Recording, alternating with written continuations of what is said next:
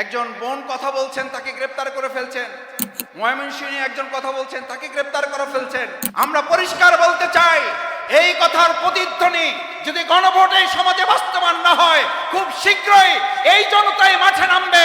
আমার ভোট দিয়েছিলাম যেখানে, সেখানে এই ভোট আবার ফিরে নিয়ে আসার জন্য আরেকটা নির্বাচন আমাদের আদায় করতে হবে, যে আমাদের সামগ্রিক জীবন পরিচালিত হবে আল্লাহ সুবহানাহু ওয়া তাআলার দেওয়া বিধান, তার দেওয়া আইন, তার দেওয়া অনুশাসন, তার দেওয়া নীতিমালার ভিত্তিতে বাংলাদেশ জামাত ইসলামী সমাজ এবং রাষ্ট্র পরিচালনা করতে চায়।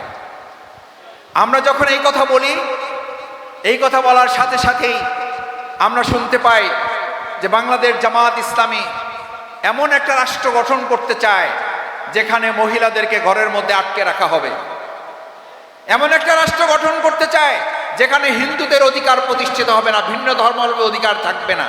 অথচ আমরা জানি এই ইসলাম হচ্ছে সেই ধর্ম যেখানে মহিলাদের জীবন্ত কবর দেওয়ার ব্যবস্থা ছিল ইসলাম আসার আগে। এই ইসলাম এসেই বরং ইমানদার মানুষদের শুধু না, গোটা নারী জগৎকে স্বীকৃতি দিয়ে তাদের অধিকার সংরক্ষণ করেছে ধর্ম, সেই ধর্মের নাম হচ্ছে ইসলাম। অথচ আজকে আমরা দেখলাম ভোলাতে যে বাক স্বাধীনতার জন্য 2024-এর গণঅভ্যুত্থান, যে বাক স্বাধীনতার জন্য 1971-এর আন্দোলন, যে বাক স্বাধীনতার জন্য 1952-এর ভাষা আন্দোলন, এটা কথা বলার জন্য একজন নারীকে রাত 11টার সময় কোনো মামলা দরকার হয় না, কোনো নোটিশ দরকার হয় না, কোনো আইনের তোয়াক্কা করার দরকার হয় না। উপর থেকে নির্দেশ দিয়েছেন, পুলিশ তাকে ধরে নিয়ে এসেছেন, গ্রেপ্তার করেছেন, গ্রেপ্তার করে তাকে থানায় নিয়েছেন, থানায় তাকে আটকে রাখা হয়েছে, জেলখানায় প্রেরণ করেছেন। তার একটা প্রতিবন্ধী সন্তান, এরকম একটা অমানবিক অবস্থার তৈরি যারা করেছেন, তাদের এই কষ্ট দেখার পরে আমরা বাংলাদেশে তথাকথিত নারী প্রগতির নামে যারা ইসলামের দোহাই দিয়ে মাঝে মধ্যে ইসলামের একটু এদিক ওদিক হলে যারা শিয়ালের মতো হুক্কা হুয়া তোলেন, তারা এই সমস্ত কার্যক্রমে মুখে তালা দিয়ে তারা বসে থাকেন। আমাদের খুব লজ্জা হয় যে আপনাদের নারী প্রগতির নামে, মূলত নারী প্রগতির না, আসলে ওরা হচ্ছে নারী দুর্গতিবাদীর লোক। তারা হচ্ছে নারী দুর্গতিবাদীর এমন পরিস্থিতি, আমাদের হযরত মাওলানা শহীদ দেলোয়ার হোসেন সাঈদী রাহিমাহুল্লাহ বলতেন, এরা নারী প্রগতির নাম এইভাবে দেওয়া হয়েছে যে এরা শেয়ালের সামনে মুরগির স্বাধীনতা চায়, শেয়ালের সামনে মুরগির স্বাধীনতা চায়। যার কারণে আমরা লক্ষ্য করি বর্তমান সময়ে বাংলাদেশে 2024-এর গণ আন্দোলন পরবর্তী নির্বাচন, সেই নির্বাচনে একসাথে জাতীয় ভোট হয়েছে, একসাথে গণভোট হয়েছে। জাতীয় ভোটের ফলাফলের মাধ্যমে ওনারা 49% রায় পেয়েছেন একটি দল। একই সাথে এই দেশের মানুষ হায়ের পক্ষে গণভোটে 69% ভোট দিয়েছেন হায়ের পক্ষে। এখন এই 49% ভোটকে তারা স্বীকৃতি দিলেও 69% ভোটকে তারা এখন ল্যাপস করে এটাকে তারা জাতি থেকে ভুলিয়ে দিতে চাচ্ছেন। আচ্ছা, আমরা জিজ্ঞেস করতে চাই, একই দিনে দুটো ভোটের একটা অংশকে যদি কেউ মেনে আর একটা অংশকে অস্বীকার করেন, তাহলে বুঝতে হবে ওই অংশকে অস্বীকারের মধ্য দিয়ে আপনারা আগামী দিনে 69% জনশক্তিকে চ্যালেঞ্জ করছেন এবং তাদের মুখোমুখি হয়তো আপনাদেরকে হতে হবে।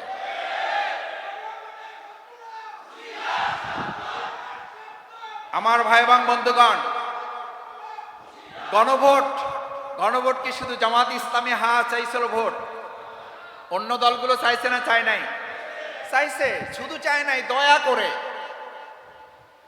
করে একটা ভোট দিয়েন। তো দয়া করে একটা ভোট নিয়েছি আমরা।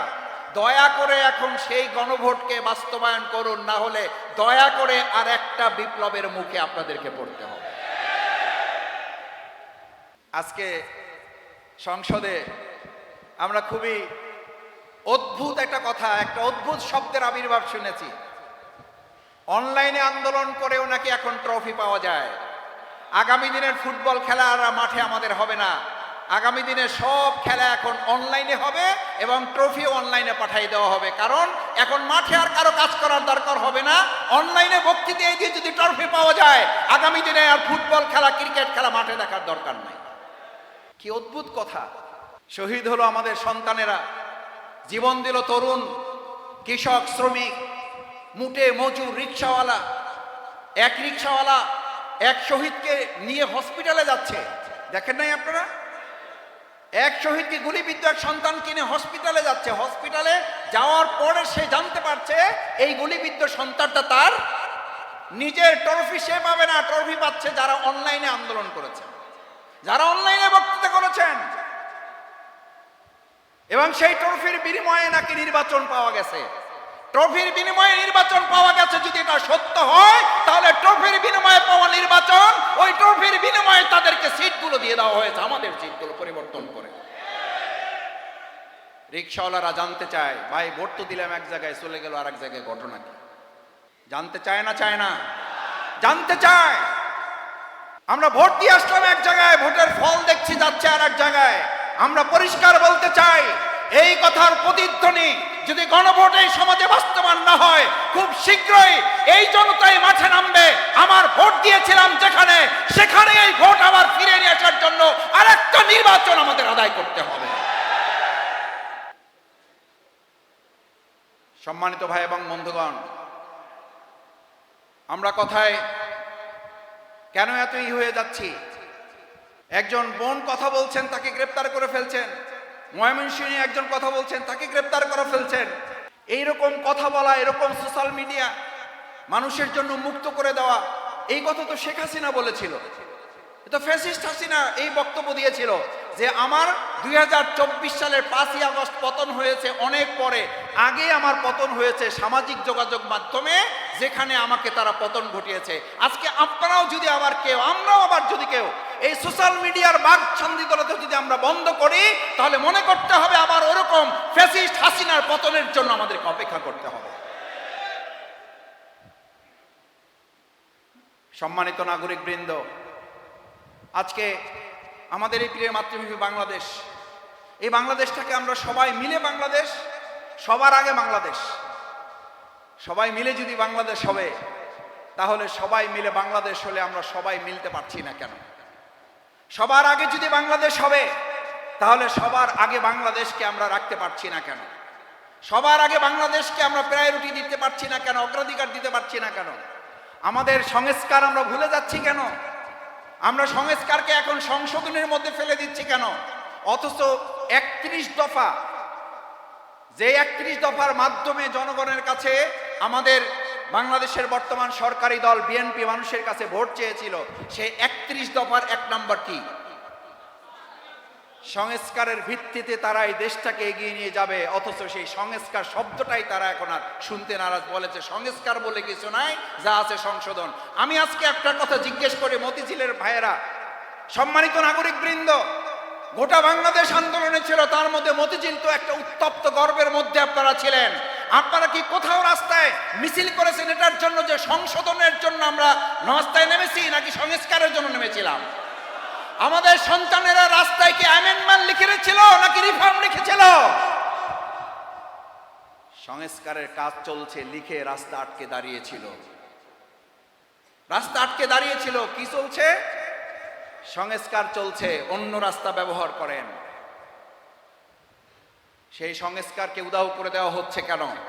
তার মানে আমরা খুব ভালো করে বুঝতে পারি, আবার আমাদেরকে সেই 17 বছরের অন্ধকার বাংলাদেশের দিকে ফিরিয়ে নিয়ে যাওয়ার একটা গভীর চক্রান্ত চলছে।